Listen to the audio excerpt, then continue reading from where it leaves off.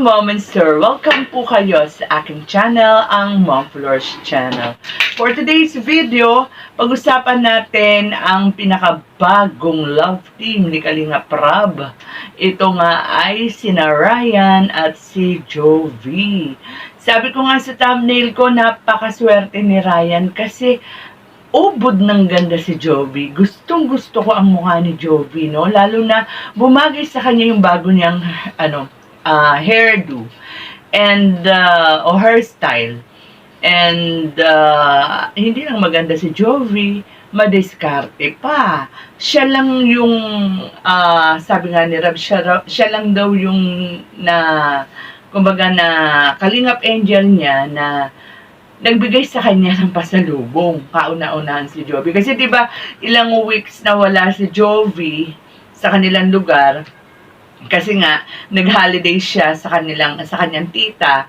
Nung bumalik siya, ayan, may dala siyang pasalubong kay Rabs. 'Di ba? Mga maliliit na bagay yan, pero masarap sa pakiramdam yan para kay Rab. And isa pa, yung sinasabi kong madiskarte si Jovi, ay yung mga ibinibigay na pang-allowance ni Rab, ay iniipon niya hanggang sa ngayon meron na siyang maliit na tindahan, no? Sari-sari store. At ang maganda nito, mayroon pa siyang tinda dyan ng mga meriendahan, no? Mga burger, egg sandwich, no? So, magaling tong si Jovi. And kaya itong si Ryan natutong magsalita. Sabi nga nila ibang-iba si Ryan ngayon. Kasi 'di ba nakilala natin si Ryan na patawa-tawa lang, 'di ba, ngingiti-ngiti lang yung batang 'yan. Pero nung sa vlog na yan ni Kalinga Prab, talagang nagsasalita siya, at saka talagang nakikipagbiruan siya kay Jovi. Talagang dapat kang umalis to, Ryan, sa gandang yan ni Jovi. Maraming ali-aligid dyan. Baka isa na dyan si Lolong. Si Lolong to yung nasabi ko.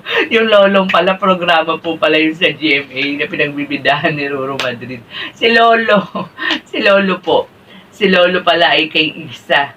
Mapupunta na ba si Lolo kay Isa? Ngayong siya ay nawala na kay Melka. So, abangan natin yan, ha?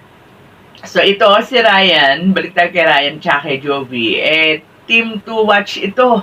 Sa tingin ko lang po, team to watch itong Ryan at saka si Jovi. Magaling din to si Jovi magsalita. Kaya lang medyo sisigla-siglahan ninyo. Siglahan nyo yung pagsasalita niya. Maganda rin siyang magbitaw, no? Mga naiisip niya mag-crack ng mga litanya o mga linyahan. Itong si Jovi, yung mga pambabasag niya kay Ryan, effective yan. Lalo na kung, tulad na sinabi ko, lalakasan yung dalawa yung boses nyo, at saka medyo siglahan nyo. Para, kasi okay yung maganda yung, ang tawag dito, bitaw ng mga salita. Yung mga, tulad sinabi ko, yung mga linya na sinasabi nyo sa isa't isa. Kaya lang parang hindi masigla. Siglahan nyo pa, di ba? So, at malayo ang mararating nyo. Sa ganda ni Jovi, parang siya yung masasabi nating, fiancé ng Kalingap Angel Batch 2. Maganda talaga siya, pati yung niya, yung kulay niya, yung mata niya, yung tindig niya, di ba? So, kaya sabi ko, Ryan, ang swerte mo, baka ikaw ang susunod na Kalingap Edu. So, ayan, mga Kalingap. So, kayo po ba, ano masasabi ninyo dito sa bagong love team na ito ni Kalinga Prab? And dyan nga po pala sa vlog na yan ni Kalinga Prab, ay ibinigay na niya sa mama ni Jovi, kasi nga po pinauwi na ni Jovi yung mama niya dyan, and tinanggap na nga po yung pambili ng lupa.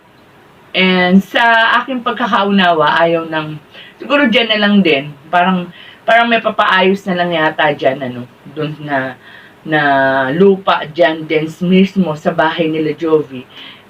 Kasi ayaw nga po ng mama ni Jovi ng palipat-lipat, mahirap daw mag-adjust. So, ewan natin, tignan natin, abangan natin. At mukha namang okay at magaling humawak ng kabuhayan, ng pera, itong mag-ina na to, no? So, abangan natin. And so far, so good. Sa unang vlog ng Ryan and Jovi. Ewan natin kung anong tatawag ni Kalinga ni Kalinga Prab dito sa bagong love team niya.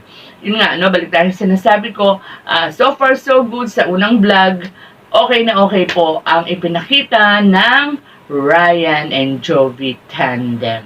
So, with that mga kalingap, hanggang dito na po muna ang ating kwentuhan.